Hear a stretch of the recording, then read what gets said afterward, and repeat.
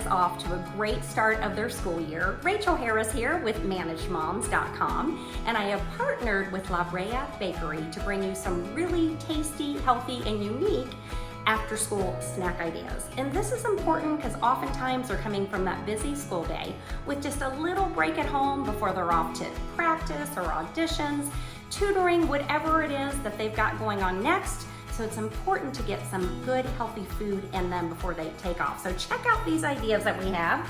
I'm gonna put a little milk next to this darling mini charcuterie board.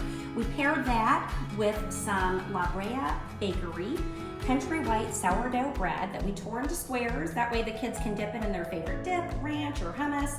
And here's a good tip. Add some veggies, great way to get their greens in them, because if you put it out, they will come.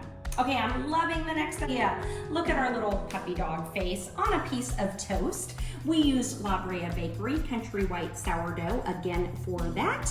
And again, we have got fruits and veggies all around it. And by the way, watermelon and cucumber is actually very hydrating, and chances are they did not drink enough water during the school day. Another great tip there.